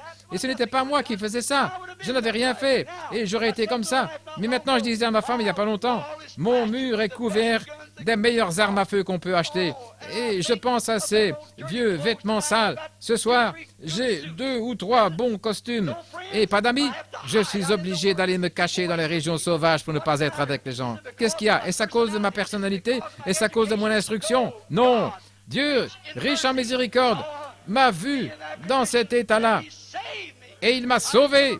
Je me souviens qu'on me conduisait par le bras comme un aveugle. Je ne voyais pas. Devant moi, tout était flou. J'aurais été aveugle jusqu'à la fin de ma vie. Mais Dieu, riche en miséricorde, m'a rendu la vue. J'ai 55 ans et j'ai encore une bonne vue. Dieu, riche en miséricorde, c'est tout ce que je peux dire. À un moment donné, l'Église n'avait aucun moyen pourvu pour sa guérison. Ils en avaient un, mais ils l'avaient rejeté. Mais Dieu, riche en miséricorde, leur a envoyé un don de guérison divine. C'est le Saint-Esprit parmi nous qui confirme la parole par les signes qui l'accompagnent. Dieu, riche en miséricorde. J'ai 2 ou 3 pages de notes, mais je ne vais pas essayer de donner parce que je vois qu'il est presque l'heure de former la ligne de prière. Mais Dieu riche en miséricorde. Beaucoup d'entre vous ici, ce soir, les médecins vous ont abandonné. Il y a des gens assis dans des fauteuils roulants. Ils ne se relèveront probablement jamais. Ils y sont pour toujours. Certains d'entre eux sont paralysés de différentes manières. Jamais ils ne pourraient pas se relever. Mais Dieu, riche en miséricorde, a pourvu d'une expiation. Ne la rejetez pas. Recevez-la. Il y a des hommes dans l'auditoire qui souffrent du cœur. Il y a des gens qui ont des cancers pour qui les médecins ne peuvent rien faire. Vous êtes sans espoir, sans recours dans le monde. Mais Dieu, riche en miséricorde, a fait descendre le Saint-Esprit. Et il est ici pour confirmer la parole, pour prouver qu'il est le même hier, aujourd'hui et pour toujours. Parce que nous le méritons, parce que Dieu est riche en miséricorde. Amen. Alors c'est lui, c'est cette personne-là, c'est le Seigneur Jésus. Il n'est pas mort, mais il est ressuscité des morts. Et il est vivant au siècle des siècles. Il est le même hier, aujourd'hui et pour toujours. Il est toujours aussi riche en miséricorde, autant qu'il l'a été à la femme qui avait une perte de sang.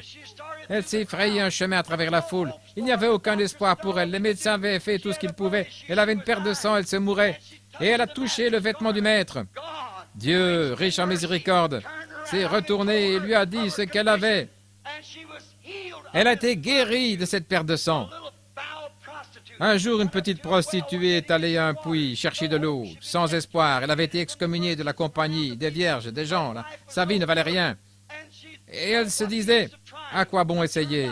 On me met à la porte, il n'y a plus rien à espérer pour moi. Mais elle regardait assis là, au bord du puits. Il y avait un homme assis là, qui lui a dit tout ce qu'elle avait fait. Dieu, riche en miséricorde. Ce même Dieu, ce soir, est toujours aussi riche en miséricorde et exactement le même qu'il était à cette époque-là. Dieu, riche. Je pense que nous avons 200 cartes de prière ici, ou ce que nous avons appelé. De ces 200, nous allons les appeler et mettre les gens en ligne. Nous allons prier pour eux. Mais avant de faire ça, au cas où il y aurait de nouveaux venus ici, pour se débarrasser de toute superstition, il ne s'agit pas ici de superstition. Il s'agit de la manifestation d'une promesse de Dieu. Tout dépend de ce que vous regardez. Il n'y a aucune vertu dans aucun homme. Il n'y a aucune puissance dans aucun homme. Mais nous, en tant que croyants, nous avons l'autorité, pas la puissance, mais l'autorité. Il n'y a pas longtemps, quelqu'un m'a demandé, il disait, frère Branham, croyez-vous que vous avez la puissance de faire ces choses? J'ai dit, je n'ai pas de puissance du tout, mais j'ai l'autorité, chaque croyant là. Si vous la refusez, vous resterez où vous êtes. Mais si vous l'acceptez, elle accomplira l'infinie abondance parce que Dieu est riche en miséricorde. Prenez un petit policier qui est là dans la rue. Ses vêtements qui pendent à moitié, tellement il est maigre, il a son képi enfoncé jusqu'aux oreilles. Il va s'avancer dans la rue où les voitures roulent à 80 km à l'heure, là, avec des moteurs de 300 chevaux. Il n'a pas la puissance d'arrêter une bicyclette, c'est vrai. Mais qu'il donne un coup de sifflet, qu'il lève la main, et regardez les freins grincer. Il n'a pas la puissance, mais il a l'autorité. Il a toute la ville derrière lui. Et quand un homme ou une femme, peu importe votre état, vous avez l'autorité de Dieu par une promesse, parce qu'il est riche et qu'il a promis d'accomplir l'infinie abondance. Si vous dites à cette montagne, ôte-toi de là, et que vous ne doutez pas dans votre cœur, mais que vous croyez ce que vous avez dit arrivera, vous pourrez l'avoir. Mais pas de puissance, mais vous avez l'autorité. Vous vous souvenez quand il m'a dit, tu seras capable de révéler les secrets des cœurs. Vous vous en souvenez, beaucoup d'entre vous, les gens de Phoenix, il l'a promis. Ce qu'il promet, il le fait. Certains d'entre vous ici n'ont pas de carte de prière, et sans doute, combien sont malades et n'ont pas de carte de prière? Levez la main. Très bien. Si vous voulez savoir, pas l'autorité, pas la puissance, mais l'autorité de la parole. Vous ferez aussi les choses que je fais. Jésus a promis, dans Luc 17, 30, que juste avant sa venue, il y aurait, comme à l'époque de Moïse ou de Noé, où les hommes mangeaient, buvaient et se mariaient, et ne se doutèrent de rien jusqu'au jour où Noé entra dans l'arche. Il a dit qu'il y aurait une époque comme celle-là, et il a aussi dit ce qui arriva au jour de Lot, c'est ce qui arrivera au jour où le Fils de l'homme sera révélé. Quand le Fils de l'homme sera révélé, dans les derniers jours. Maintenant, regardez comment le Fils de l'homme s'est révélé dans la personne de cet ange qui était le Fils de l'homme. Absolument. Abraham l'a appelé Elohim. Il était le Fils de l'homme qui s'est révélé juste avant que le monde des nations soit brûlé. Comment l'a-t-il fait? Aux croyants? Aux soi-disant croyants, il a envoyé 2 prédicateurs là-bas pour qu'ils leur prêchent. Mais pour les vrais croyants, il s'est tenu là, le dos tourné à la tente, et il a dit « Abraham ». Il était Abraham quelques jours auparavant, mais là, il est Abraham. Où est ta femme Sarah? Il a dit, elle est dans la tente derrière toi. Il a dit, je vais tenir ma promesse envers toi. Je vais te visiter. Abraham avait 100 ans et Sarah en avait 90. Mais Dieu, riche en miséricorde, a tenu sa promesse. Alors le bébé est venu. Parce que Dieu est miséricordieux. Il est plein de miséricorde. Il est riche en miséricorde. Il tient sa promesse. Remarquez, il avait le dos tourné à la tente et Sarah rit. Elle a dit, comment ces choses peuvent-elles se faire? Je suis vieille. Comment pourrais-je avoir du plaisir avec mon mari comme une jeune mariée? Voyons, il a 100 ans. Nos relations conjugales ont pris fin il y a bien des années. Comment est-ce possible? Et elle en a ri. Et l'ange, le Fils de l'homme avec le dos tourné à la tente, il a dit, « Pourquoi Sarah a-t-elle ri en disant, « Comment ces choses peuvent-elles se faire ?» Qu'est-ce que c'était? Jésus a dit dans Luc 17, 30, qu'au jour qui serait comme ceux de Lot, même situation, avant que le monde des nations soit brûlé, il a dit que le Fils de l'homme se révélerait en ce jour-là. Il a fait la promesse. Malachie 4 nous a promis, ce serait dit, qu'un message sortirait qui ramènerait les gens au message originel de la Pentecôte. Et avec les mêmes bénédictions qu'ils avaient reçues. Qu'est-ce que c'est? C'est un aigle avec ses deux ailes, le Nouveau et l'Ancien Testament, qui fait battre à l'unisson les promesses de Dieu pour accomplir ce que les promesses de la Bible avaient annoncé. Amen. Dieu, riche en miséricorde, ne permettrait pas que son peuple soit pris, riche en biens matériels et en choses du monde, dans cet âge de l'église de Laodicée, mais il allait pourvoir d'un moyen d'échapper. Croyez-y, les amis. Que Dieu vous bénisse. Amen. Dieu, riche en miséricorde. La miséricorde de Dieu, c'est la seule chose que je désire. Non pas sa justice, pas sa loi, mais sa miséricorde. Voilà ce que j'implore. Que Dieu soit miséricordieux envers moi. Nous avons tous ce sentiment-là. J'observais. Il y a une petite femme assise ici, là, sur le siège au bout. Avez-vous une carte de prière, là, madame? Vous n'en avez pas. Je vais vous montrer que Dieu est riche en miséricorde. Vous avez beaucoup souffert de nervosité dernièrement, n'est-ce pas vrai? Vraiment beaucoup. Et l'état de vos yeux a empiré, pas vrai? C'est vrai. Maintenant, ils vont changer. Dieu, riche en miséricorde, par cette question qui vous est posée, à savoir si vous allez le croire, vous n'avez pas de carte de prière, vous n'avez rien, mais vous n'en avez pas besoin, voyez-vous. C'est sa grâce qui vous est accordée. Il y a un petit homme pas grand assis là, à l'avant. Il souffre d'une grosseur sur le corps. C'est tout récemment qu'il est apparu, récemment. C'est bien vrai, n'est-ce pas, monsieur? C'est vrai. Vous ne savez pas ce que c'est? Ça vous fait peur? C'est vrai. C'est à la suite d'une contusion qu'elle est apparue, n'est-ce pas? Avez-vous une carte de prière? Vous n'avez pas de carte de prière? Vous n'en avez pas besoin. Dieu, riche en miséricorde. Oh, frères, sœurs, croyez Dieu, ne doutez pas de lui, croyez-le, c'est exact. Ici, il y a un homme assis, un veston gris pour des lunettes. Regardez ici, monsieur. Dieu riche en miséricorde. Vous avez une hernie. Croyez-vous que Dieu peut guérir cette hernie et vous redonner la santé? Assis là, en train de me regarder. Si vous croyez que Dieu peut guérir cette hernie, Dieu le fera si vous l'acceptez. Le croyez-vous? Allez-vous l'accepter? Très bien. C'est à vous si vous voulez le croire. Qu'il est miséricorde. Oui, monsieur. Il y a une dame assise ici. Elle souffre d'une mauvaise circulation dans son corps. Mais si elle croit, Dieu la guérira. Si elle le croit. Je crois qu'elle va passer à côté, c'est sûr. Et miséricorde. C'est ma prière. Cette femme, Madame Riley, croyez-vous que Dieu peut guérir cette mauvaise circulation? Si vous le croyez, recevez-le. Amen. Croyez seulement.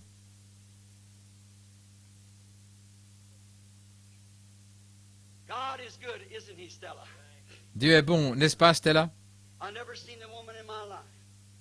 Je n'ai jamais vu cette femme de ma vie. Mais Dieu, dans sa miséricorde. Il y a une autre femme ici, assise juste là derrière, en train de me regarder. Elle a aussi une mauvaise circulation. La même chose, c'est à ça qu'elle pensait. Je n'ai jamais vu cette femme de ma vie. Comme cette autre femme avait le même problème. Regardez-moi, croyez-vous que je suis le prophète de Dieu ou son serviteur? Vous souffrez aussi du cœur, si c'est exact, levez la main. Vous n'en souffrez plus maintenant. Dieu, riche en miséricorde, démontre qu'il est vivant ici dans la salle ce soir. Dieu, riche en miséricorde. Amen. Combien de pécheurs et de rétrogrades voudraient se lever pour dire « Oh Dieu, riche en miséricorde, sois miséricordieux envers moi. » Levez-vous. Je vais prier pour vous, si vous croyez. Vous voulez obtenir miséricorde maintenant. Que Dieu vous bénisse. Que Dieu vous bénisse. Et vous, rétrograde, lève-toi. Dieu, riche en miséricorde. Sûrement que vous n'êtes pas tombé engourdi au point de ne pas voir qu'il s'agit de la promesse de l'heure. Sûrement que vous n'êtes pas complètement absorbé par une dénomination et ces autres choses, au point de ne pas voir qu'il s'agit de la promesse de l'heure. Dieu riche en miséricorde, vous qui vous êtes levés, qui que vous soyez, je vais prier pour vous dans un instant. Je veux que vous alliez à une bonne église du plein évangile et que vous soyez baptisés du baptême chrétien. Que Dieu vous donne le Saint-Esprit. Y a-t-il encore une personne qui se lèverait pour dire « Je veux qu'on pense à moi ». Oh Dieu, pense à moi, je n'ai pas mené la vie que j'aurais dû. Que Dieu vous bénisse. Que Dieu vous bénisse. Que Dieu vous bénisse. C'est ça. Dieu riche en miséricorde. Sois miséricordieux envers moi. Combien plus dirait, je vais me lever, je vais faire savoir à Dieu que je vais obtenir la miséricorde. Je n'ai pas mené la vie que j'aurais dû. J'ai mené une vie comme ceci et comme cela, j'ai eu des hauts et des bas, mais je veux obtenir sa miséricorde. Quelqu'un d'autre. Que Dieu vous bénisse, sœur. Que Dieu vous bénisse. C'est ça. Dieu riche en miséricorde. Que Dieu vous bénisse, vous aussi. Dieu vous voit. Levez-vous simplement. Vous dites, est-ce que ça change quelque chose, frère Branham? Certainement, levez-vous et vous verrez la différence. Si vous êtes vraiment sincère, Dieu est riche en miséricorde.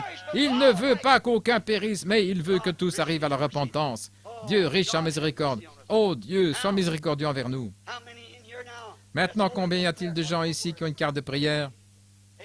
Qu'est-ce que c'était? Les cartes A et B. Que tous ceux qui ont une carte de prière A viennent se placer de ce côté-ci et les cartes de prière B derrière eux. Je me demande s'il y a des prédicateurs qui envisageraient de venir m'aider. Si oui, si vous voulez vous avancer, je serai heureux d'avoir votre assistance ici et nous serons heureux de prier avec vous.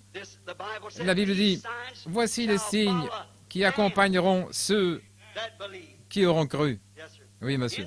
« En mon nom, ils chasseront les démons. Ils parleront de nouvelles langues. » L'avons-nous fait? Par la grâce de Dieu, pas nous, mais Dieu qui est riche en miséricorde est là pour tenir sa parole.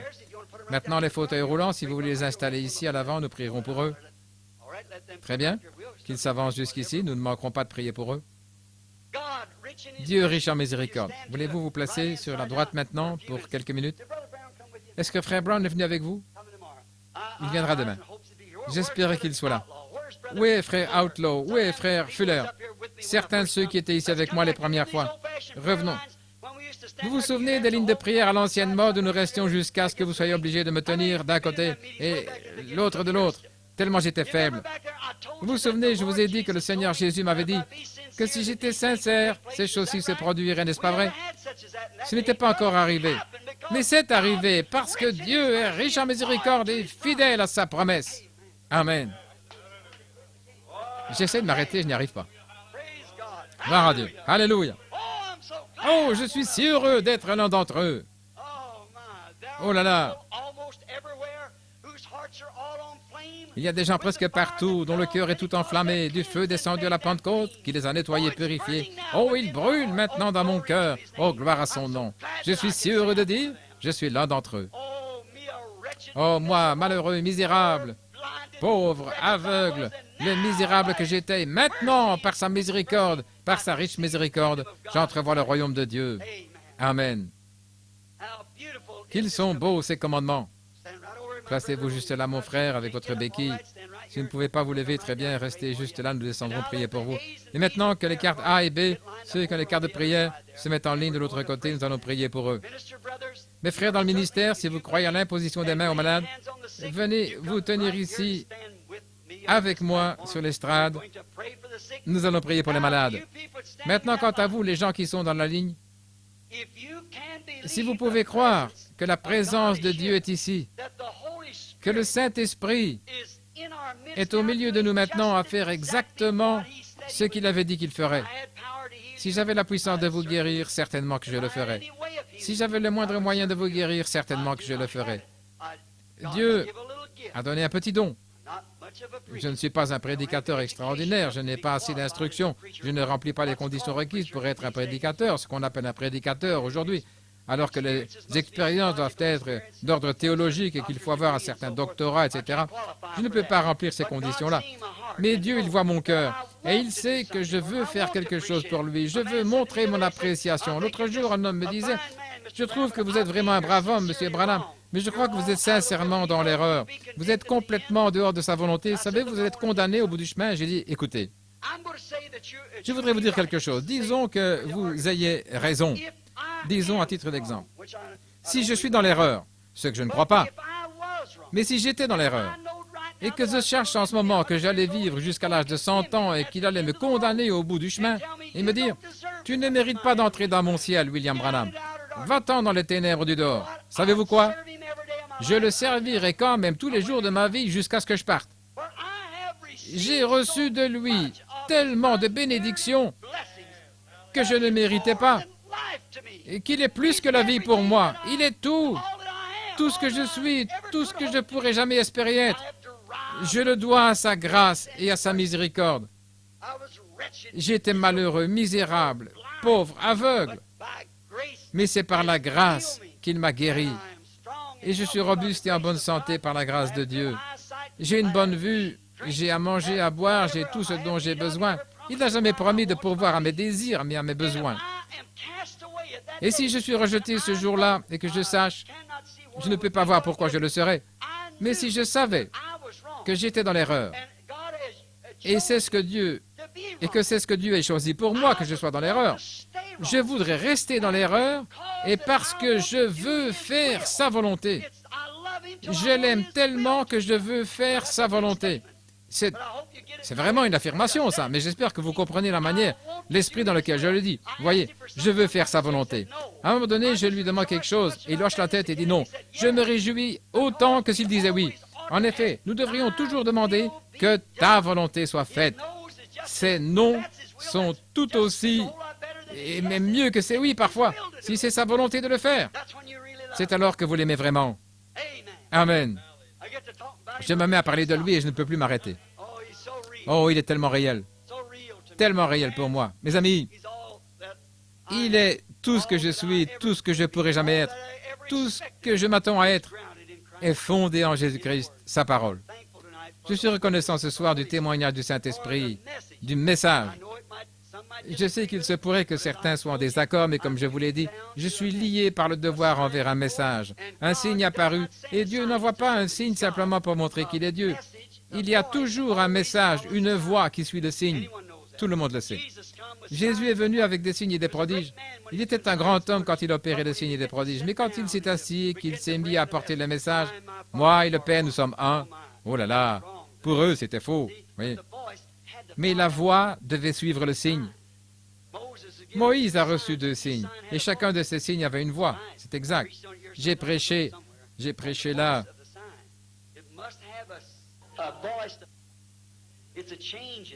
Il y a quelque temps, sur la voie du signe, il doit y avoir une voix, ce signe, c'est un changement, c'est toujours comme ça. Si un homme se présente avec un ministère étrange, inhabituel, que ce ministère correspond à la vérité de la Bible, mais que cet homme continue à soutenir la même vieille doctrine dénominationnelle, oubliez ça, ça ne vaut rien. Dieu ne fait rien de semblable. C'est de la manne pourrie, c'est grouillant de termites ou de vermisseaux il y a 40 ou 50 ans, et ils essaient encore de manger de cette vieille manne qui est tombée il y a bien des années. Les enfants d'Israël, dans leur voyage, ils tombaient de la manne neuve tous les soirs. C'est exact, on ne pouvait pas la conserver.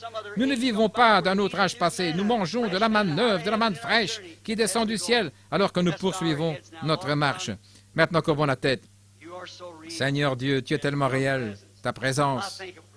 Je pense à la grâce, Seigneur. Nous t'avons vu faire tant de choses. Nous t'avons entendu parler en langue. Nous te voyons en donner l'interprétation par ton peuple. Oh Dieu, de te voir guérir les malades, ouvrir les yeux des aveugles, faire marcher les boiteux, entendre les sourds, parler les muets. Quel Dieu grand et puissant tu es. Et de voir que tu as promis ces choses pour les derniers jours. Bien que nous trouvions beaucoup d'imitations charnelles, celles-ci ne font qu'indiquer qu'il y a un vrai Dieu quelque part, qui est réellement vrai. Aussi je prie, Père Céleste, ce soir, que nous devenions tellement conscients de Dieu, que nous reconnaissions que tu es ici. Et ces gens qui sont dans la ligne, quand ils passeront dans la ligne, nous faisons comme ça, c'est parce que nous leur avons fait une promesse.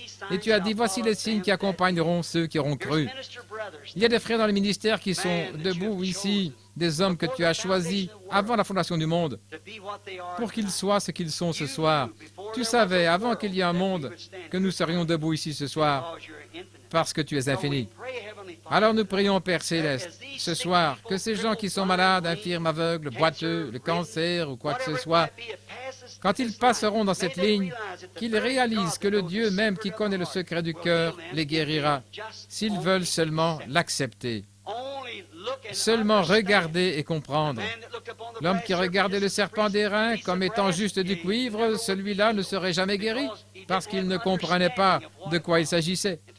Et aujourd'hui, Seigneur, c'est pareil. S'ils regardent un don en considérant qu'il pourrait peut-être les aider, ils ne comprennent pas. C'est seulement une confirmation de la présence de Dieu qui est ici pour guérir. Accorde le Père, que ce soit fait au nom de Jésus. Amen.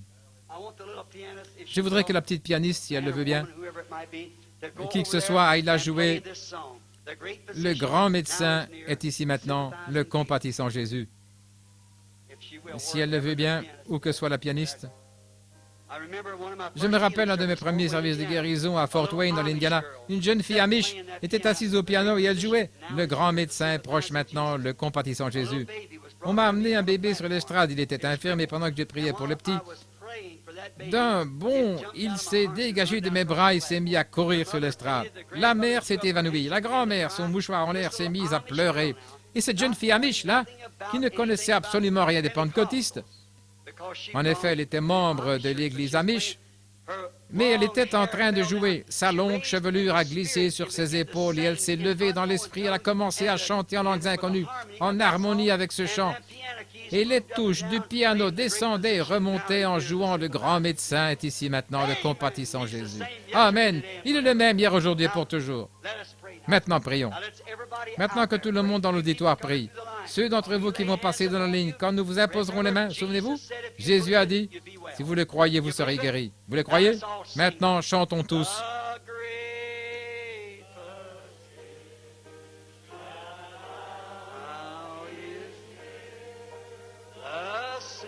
Le grand médecin est proche maintenant. Le compatissant Jésus. Fermons les yeux maintenant pendant que nous chantons.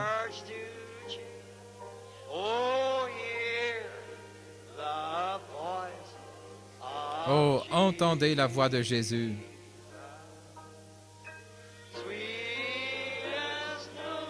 La note la plus douce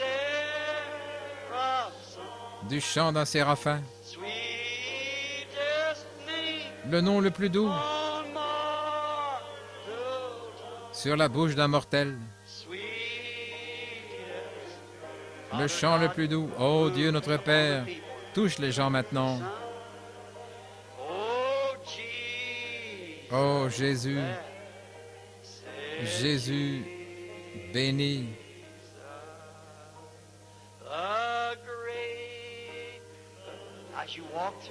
Maintenant, pendant que vous défilez, il est ici. Croyez-moi sur parole ou bien croyez-le vous-même, il est ici. Que tout le monde dans l'auditoire soit en prière maintenant.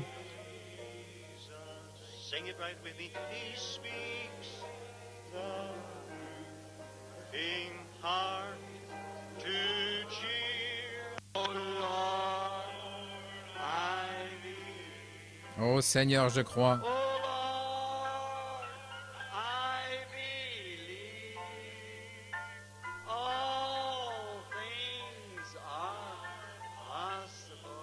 Tout est possible. Oh Seigneur, je crois. Que tous ceux qui croient lèvent la main comme ceci et dites, je crois. Il y a un homme assis ici, la raison pour laquelle j'ai parlé longuement. Il se meurt du cancer. Il s'appuie sur cette béquille. Il n'y a absolument aucun autre moyen pour cet homme de vivre, rien que Dieu. Le cancer s'est propagé partout dans ses intestins et sans la miséricorde de Dieu, il mourra. Je souhaiterais pouvoir donner une parole d'encouragement à cet homme. Vous savez que les médecins ne peuvent plus rien pour vous maintenant. Vous êtes hors de la portée de la médecine, voyez-vous. Vous n'avez qu'un seul espoir, et c'est en Christ, voyez-vous. Et frère, moi aussi, un jour, je mourrai. Vous devrez partir si Jésus tarde. Je devrais vous rencontrer là-bas, me tenir là au tribunal de jugement. Vous savez, comme la télévision, on a découvert par la télévision que chaque fois que nous bougeons, ne serait-ce que le doigt, n'importe quoi, c'est enregistré. Chaque parole que nous prononçons est enregistrée. Maintenant, voyez-vous, la télévision a démontré ça. Or, la télévision ne fabrique pas l'image, elle ne fait que canaliser cette onde pour la transmettre dans le téléviseur. Voyez-vous, elle ne la produit pas. La télévision existait quand Adam a marché sur cette terre. La télévision, lorsque Moïse a traversé la mer Rouge, quand Élie était sur la montagne du Carmel, voyez-vous, mais on vient simplement d'en faire la découverte. Et maintenant, chaque mouvement que nous faisons et chaque son, c'est enregistré sur un disque et nous y serons confrontés au jugement. Chaque mouvement que nous faisons. Moi, en tant que prédicateur, je devrais répondre des paroles que je vous dis. Je devrais le faire parce que Dieu me rendra responsable. Maintenant, si je le pouvais, je vous guérirais. En effet, il ne vous reste qu'un peu de temps si Dieu n'intervient pas. Bon, je suis descendu, j'ai prié pour vous du mieux que j'ai pu. Frère, tout ce qui est humainement possible de faire pour un homme qui se trouve dans cet état-là, je le ferai. Je vais vous demander quelque chose. Vous êtes déjà guéri, parce que Jésus l'a dit, voyez-vous. Par ses meurtrissures, nous avons été guéris. Maintenant, si vous pouvez, du fond de votre cœur, l'accepter, vous ne mourrez pas maintenant, mais vous vivrez. Voyez-vous, nous savons que la télévision traverse cette salle en ce moment, nous le savons. Nous ne le voyons pas, nous ne pouvons pas le voir, nos yeux ne sont pas faits, nos sens ne sont pas faits pour le capter. Il faut qu'un tube soit fabriqué ou quelque chose, un cristal pour capter cela. Dieu aussi, il est présent. Nous ne le voyons pas, mais nous savons qu'il est ici. Jésus-Christ est le même. Regardez, il vient de se manifester, de montrer de quelle façon. Pour ce qui est de la guérison, s'il se tenait ici même en ce moment, il ne pourrait rien faire de plus pour vous, voyez-vous, absolument rien de plus. Si le Fils de Dieu était ici même, et il est ici, mais il ne pourrait rien faire de plus parce qu'il s'est déjà identifié comme quoi il est ici. Et il est ici en ce moment même pour vous guérir et vous redonner la santé. La petite dame a dit, vous avez demandé la bénédiction, prophétisé sur elle, disant qu'elle aurait un bébé. Elle est assise dans ce fauteuil roulant. Elle a eu son bébé. Et maintenant, cette petite dame est assise ici. Elle se faisait opérer d'un goitre, elle a été paralysée. Eh bien, ce sont des choses qui se voient fréquemment. Maintenant, petite sœur, je sais que vous êtes une véritable chrétienne. Pourquoi Dieu vous garde dans ce fauteuil, je ne sais pas. Vous essayez d'avoir la foi, de vous relever de là, vous voyez. Mais maintenant, regardez, nous ne nous contentons pas d'essayer de l'avoir. Ayons-la maintenant, c'est tout. C'est aussi simple que ça, à partir de maintenant. On va retrouver la santé. Et ceux d'entre vous qui sont dans ces fauteuils roulants, quel que soit votre état, souvenez-vous que Christ est présent. Maintenant, vous dites, est-ce que vous voyez que mon image est en train d'être transmise? Oh oui, les paroles même de Jésus-Christ qu'il a prononcées quand il était sur cette terre passent directement dans cette salle en ce moment. Elle ne meurt jamais. Combien savent que c'est une vérité scientifique? Eh bien, qu'est-ce que c'est? Ensuite, l'Esprit saisit cette parole qui a été écrite et il la manifeste. Oh, gloire! Il est ici! Il est ici, maintenant même! Le Seigneur. Nous avons vu tant de choses. Il a accompli tant de choses que c'est comme si on passait par-dessus sans y faire attention. Si nous réalisons, ce n'est pas quelque chose de mythique, un terme théologique, mais c'est la preuve. Il a promis qu'il apparaîtrait en ce jour. Et le voici qu'il est manifeste ici, même devant nous. Comme c'est merveilleux. N'est-ce pas merveilleux? Maintenant, croyez. Voulez-vous croire? Croyez que vous n'allez pas mourir, vous allez vivre et vous allez honorer Dieu. Vous allez honorer Dieu. Avez-vous déjà été baptisé? Est-ce que vous êtes chrétien? Vous êtes chrétien? Eh bien, vous voulez vivre pour honorer Dieu. Alors, allez vivre, mon frère. Au nom de Jésus-Christ, vivez. Et sœur, vous allez marcher pour la gloire de Dieu et vous occuper de votre bébé. Alors, marchez, sœur, au nom de Jésus-Christ. Vous, chacun de vous, faites pareil au nom de Jésus-Christ. N'oubliez pas ce motel Westward Ho ce soir. La présence de Dieu qui s'est identifiée ici. Il ne fait pas exception de personne. Tout ce qu'il veut, c'est que vous croyez. Le croyez-vous maintenant? Amen. Que Dieu vous bénisse. Maintenant, courbons la tête. Je ne sais pas qui ils ont choisi pour terminer la réunion. Avancez-vous, frère, il va terminer par la prière. Que Dieu vous bénisse.